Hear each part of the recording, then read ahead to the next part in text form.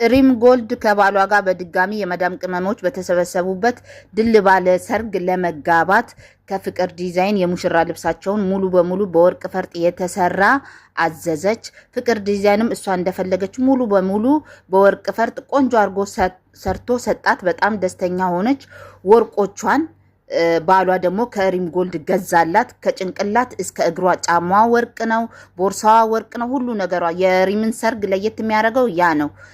ከዛ ነገር ግን ሪምን ትንሽ ደብሯታል። የድብርቷን መንስኤ እረጁ ነች። እረጁ ጓደኛዬ በሰርጌ ገመታ ትኩለኛለች፣ ትሞሽረኛለች፣ ሚዜ ሆና ከጎኔ ትቆማለች ብላ ስጠብቃት እረጁ የምትባል ሴትዮዋ የሪም ሰርግ ቀን ቀረች።